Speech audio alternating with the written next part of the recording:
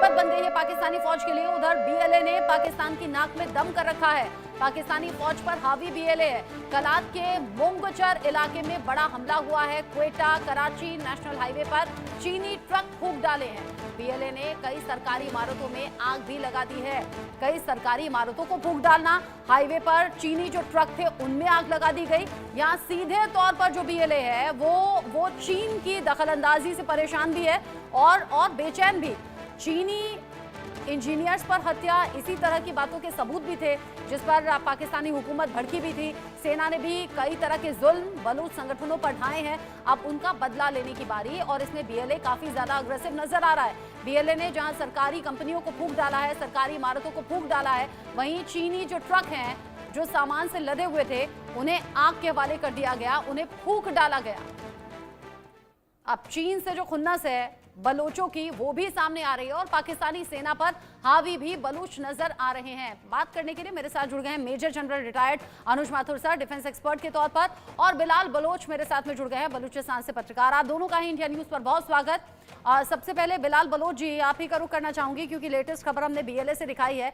BLA और ज्यादा आक्रामक, अग्रेसिव अभी इन दिनों नजर आ रहा है, और साथ ही साथ जो सरकारी इमारतों में आग लगा देना या चीनी ट्रकों को फूंक डालना या सड़कों पर आ जाना, मांगों को और ज्यादा तेज कर देना, इस उम्मीद को भी दिखा रहा है कि भारत से बड़ी उम्मीदें हैं इस सिचुएशन में जब भारत पाकिस्तान में टेंशन है और भारत कभी भी जवाबी कार्रवाई कर सकता है।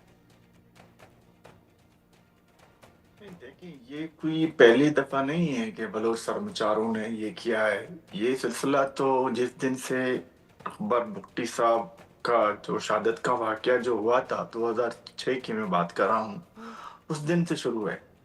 अब चूंकि सोशल मीडिया की एक प्लेटफॉर्म है, उसके तहत हमें ये सब कुछ पता चल रहा है।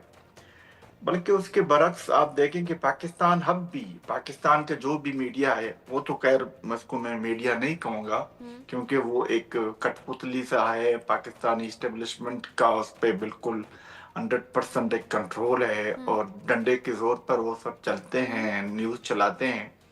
तो आजकल हमें पता चल इसी सोशल मीडिया के थ्रू। बिलाल जी कुछ सेकंड आपको रोकना चाहूंगी, इस बीच एक बड़ा अपडेट आ रहा है, आप अपनी बात आगे दोहराइएगा, आगे यहीं से कंटिन्यू कीजिएगा। पीएमओ में ताबड़तोड़ बैठकों का दौर जारी है। पीएम मोदी से मिले हैं एनएसए अजीत डोभाल। पाकिस्तान से तनाव के बीच में पीएमओ में ये बड़ी मीटिंग चल रही है। गृह सचिव भी पीएमओ की बैठक में शामिल हैं।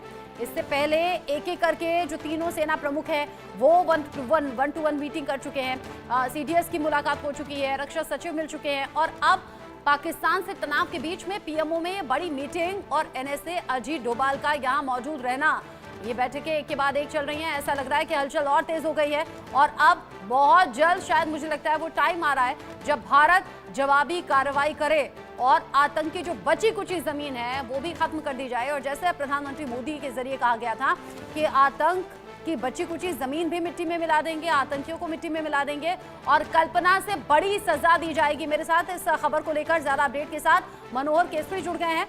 मनोहर, एक के बाद एक मीटिंग्स चल रही है, तीनों सेना प्रमुखों के साथ 1 to 1 मीटिंग, सीडीएस के साथ बातचीत, रक्षा सचिव के साथ बातचीत, पीएमओ में एक और बड़ी मीटिंग और इस बार एनएसए अजीत डोभाल की मौजूदगी। मतलब मुझे ऐसा लग रहा है कि शायद अब इंतजार की घड़ियां खत्म होने वाली हैं, एक्शन तेज होगा।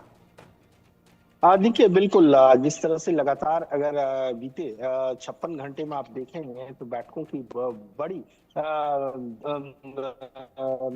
लगातार बैठकें होती रही है। और अभी कुछ देर पहले ही एनएसए अजीत डोभाल पीएमओ से निकले हैं। पीएम और 1 घंटे पहले करीब प्रधानमंत्री नरेंद्र मोदी अपने दफ्तर पहुंचे हैं, साउथ ब्लॉक पहुंचे हैं और लगातार बैठकों का दौर जारी है। हमने देखा कि आज भी सीडीएस से जो लंबी बातचीत हुई, उसके बाद आज रक्षा सचिव से उनकी मुलाकात हुई। करीब 30 मिनट की बैठक चली है और रक्षा सचिव को भी बता दिया गया है कि किस तरह से चीजों को स्मूथ करना है, किस तरह से हमें आर्मी को मदद करना है, किस तरह से फाइलों को मूव करना है। इसके अलावा कल भी हमने देखा कि एयर चीफ मार्शल के साथ काफी देर तक बैठक चली थी और उन्होंने कहा था कि आप जो है सो लोकेशन को लॉक करें और टारगेट तय करें।